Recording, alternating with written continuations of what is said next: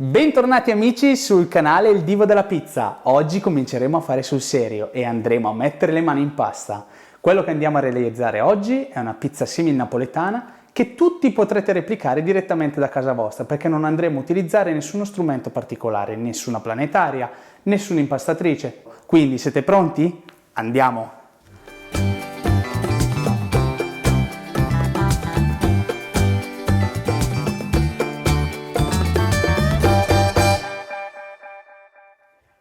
Gli ingredienti per realizzare 4 pannelli da 250 grammi ciascuno sono 588 grammi di una farina di medio-alta forza, io in questo caso sto utilizzando una Caputo Cuoco, poi abbiamo bisogno di 394 grammi di acqua per raggiungere un'idratazione del 67%, visto che comunque la cottura la faremo un po' prolungata, poi andremo a vederlo più tardi, 18 grammi di sale e 1,25 grammi di lievito di birra fresco. Ora procediamo con l'impasto. Allora, per prima cosa andiamo a versare tutta l'acqua all'interno della ciotola.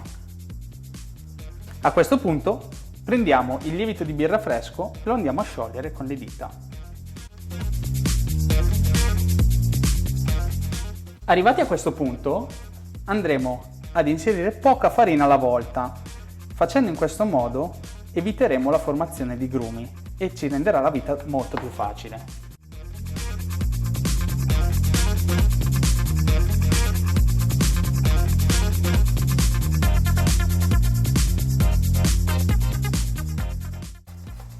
Ok, direi che con la frusta ci siamo.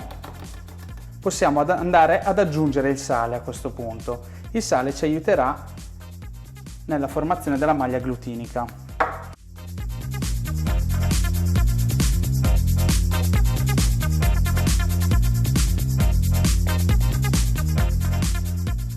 Una volta assorbito bene tutto il sale, proseguiamo con l'aggiunta della farina.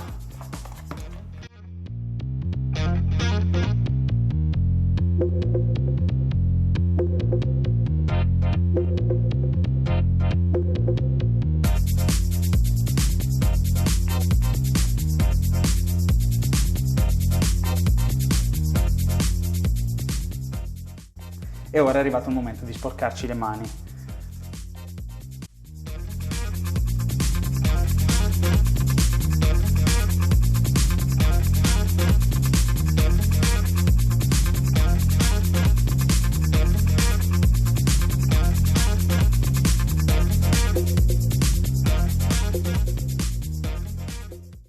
Ok, siamo pronti per passare alla spianatoia. Perfetto, a questo punto dobbiamo impastare con molta pazienza per almeno 10 minuti, 10-15 minuti, quindi armatevi di pazienza.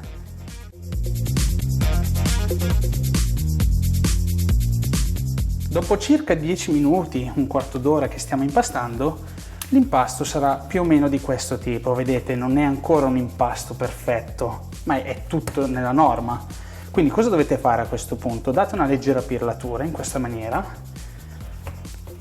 Ok, vedete l'impasto risulta ancora rugoso, ancora appiccicoso. Tranquilli, tutto normale.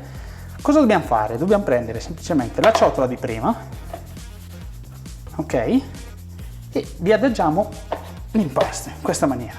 Ora lasciamo riposare per un quarto d'ora il nostro pannello coperto da un panno umido. Ci rivediamo tra poco.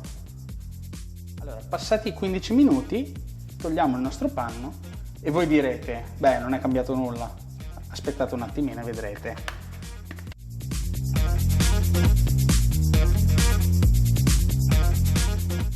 Quello che noterete è che adesso l'impasto, vedete, è diventato molto più elastico e come notate è già diventato molto più liscio.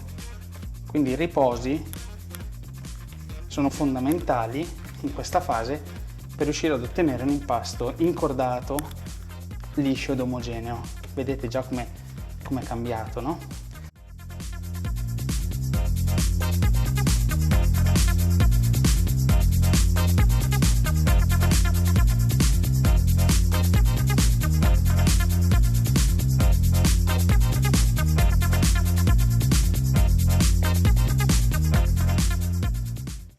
Terminata questa fase, l'impasto, vedrete, è un po' più liscio, non appiccica, pochissimo, e lo possiamo lasciare nuovamente sulla spianatoia per altri 15 minuti, sempre coperto con un panno umido, in questa maniera. Quindi a tra poco. Allora ragazzi, passati ulteriori 15 minuti, il nostro impasto sarà in questa maniera. Come vedete è molto più elastico e sempre meno appiccicoso. Come vedete l'impasto non appiccica praticamente più. Quando mettendo le dita si vede che l'impasto torna su abbastanza velocemente, vuol dire che è il momento di fermarci. Se invece, come in questo caso, vedete le ditate non tornano indietro subito, vuol dire che possiamo impastare ancora un pochino. Ok, come vedete l'impasto ancora non è liscio, finito, perché dobbiamo andare a fare l'ultimo riposo. Quindi ora lo rimettiamo qua sulla spianatoia e facciamo gli ultimi 10 minuti, un quarto d'ora coperti sempre con il nostro panno umido. A tra poco. Ok ragazzi, passati gli ultimi 10 minuti il nostro impasto sarà in questo modo. Quindi diamo le ultime girate senza stressare troppo l'impasto e a questo punto davvero il nostro impasto sarà diventato praticamente molto più liscio e per niente appiccicoso, come vedete. Quindi non andiamo a stressarlo troppo, basta, io direi basta. Diamo un po' di pirlatura in modo da dare forza al panetto. Come vedete a questo punto stiamo riuscendo ad avere un panetto praticamente molto liscio.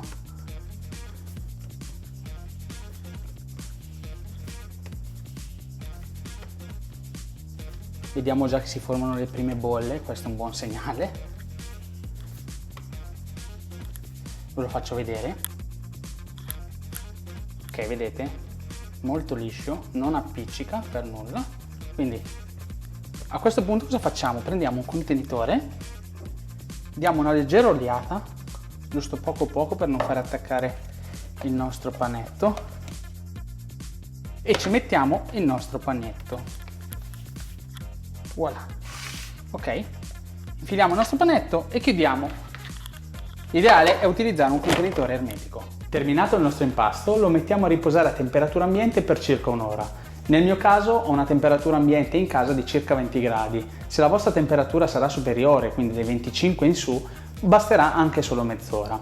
Dopodiché passeremo al frigorifero. Un frigorifero che nel mio caso ha una temperatura di circa 4 gradi e lì vi rimarrà per circa 33 ore, perché l'obiettivo nostro è quello di ottenere un impasto che ha un periodo di maturazione e lievitazione di circa 40 ore totali.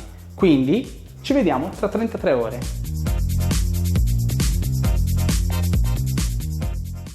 Rieccoci amici dopo 33 ore e siamo alle 8 del mattino del sabato. Cosa faccio per voi e per farvi vedere come si fa una pizza napoletana in casa? Allora, io ho appena tolto l'impasto da frigo, quindi sono passate 33 ore in frigorifero. Ora la prossima fase è lo staglio, quindi andiamo a vedere come si fa. Per lo staglio e la formazione dei pannelli usiamo una cassetta, quella che vi ho mostrato nel primo video.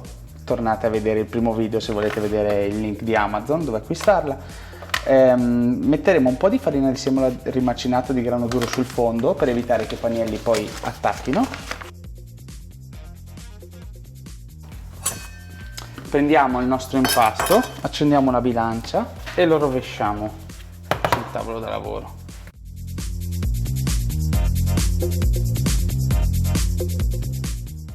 Perfetto, quindi ora con l'ausilio della spatola andiamo a fare 4 panetti da 250 grammi circa ciascuno.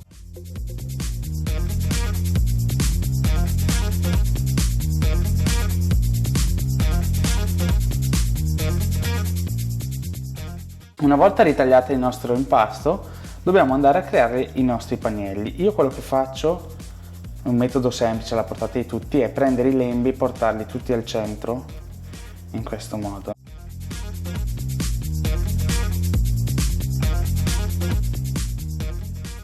Una volta arrivati a questo punto, dovete chiudere bene, mi raccomando, pinzare bene, in maniera tale che poi l'aria creata durante la lievitazione finale che andremo a fare non fuoriesca. Una volta fatta quella, date una leggera pirlatura e voilà, il primo panetto è pronto. E facciamo lo stesso con tutti gli altri, quindi.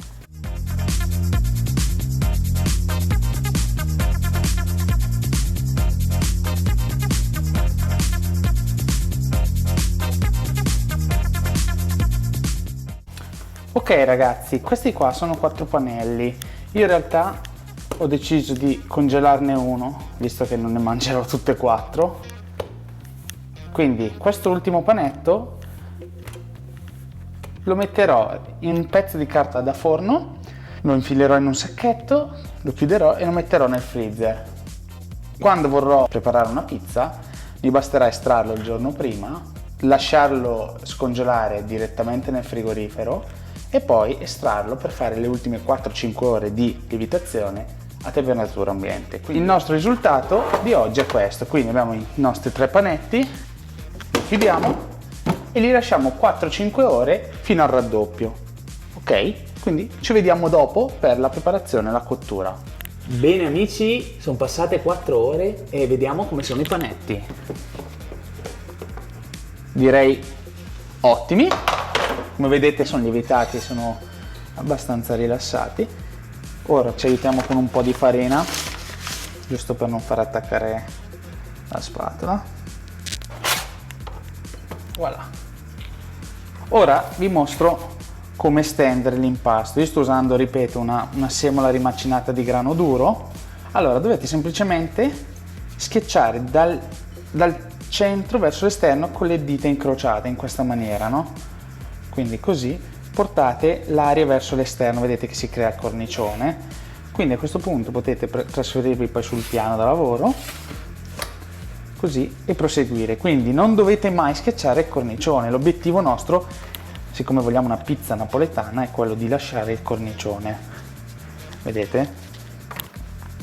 Quindi portate l'aria verso il cornicione. Ok. Poi a questo punto ci sono varie tecniche. Allora, una delle più facili è quella di prendere e con il proprio peso la pizza, vedete, tenderà a distendersi, ok? Oppure c'è chi fa questo movimento sul piano da lavoro, ok? Quindi si va a tirare. Poi magari farò un video dedicato in cui farò vedere le tecniche di stesura. Oppure si mette la pizza sui pugni, così, e la si tira fino a che avrete raggiunto la dimensione che vi piace, nel mio caso questa. Quindi togliamo la farina un attimo, poi ci sarebbe il metodo dello schiaffo, no? Che è questo, e consente anche di buttare la farina in eccesso. Io ora non voglio più toccarla molto perché vorrei fare una pizza non troppo larga.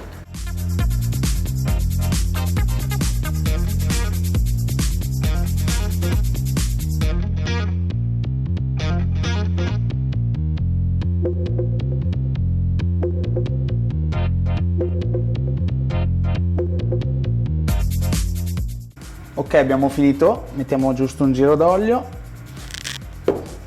Ora trasferiamo la pizza sulla pala.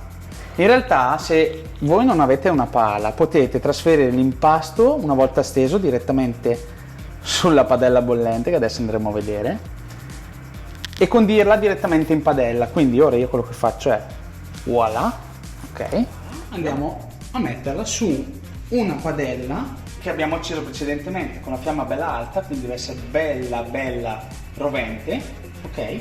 Una volta fatto questo, fate cadere la vostra pizza sulla vostra padella, ok? Fatto ciò,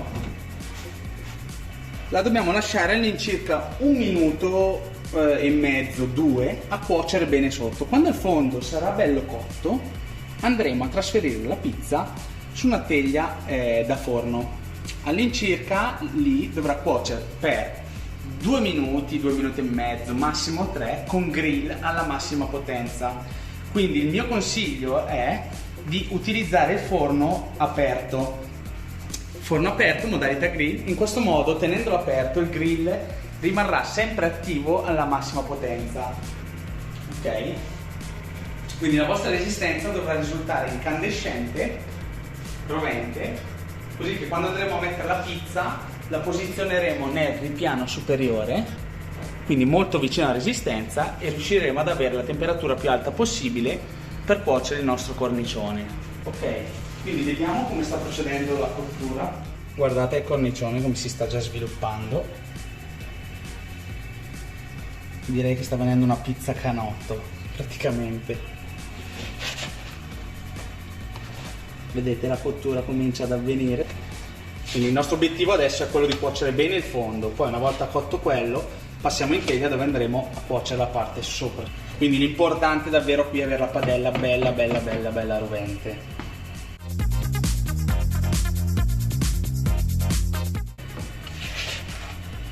Ok, direi che il fondo è ben cotto, perfetto. Possiamo andare a ultimare la cottura nel forno di casa.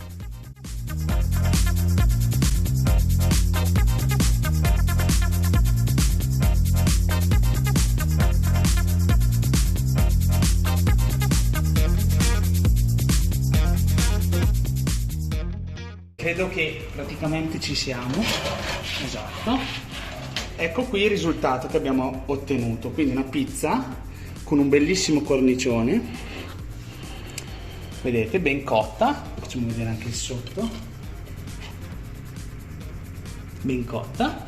Procediamo al taglio e vediamo com'è lo sviluppo del cornicione. Guardate, direi ottimo. Fatta in forno di casa, guardate che alveolatura, che struttura. Mi raccomando, più rimane in forno più secca, quindi non esagerate, quindi un paio di minuti per il fondo e un paio di minuti, 2-3 minuti, diciamo 5 minuti più o meno totali. Amici, non mi rimane che fare un assaggio.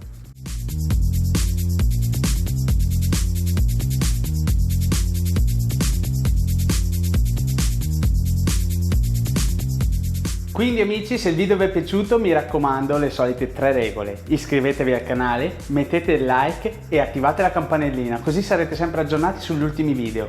Buon appetito per quando farete la pizza e alla prossima!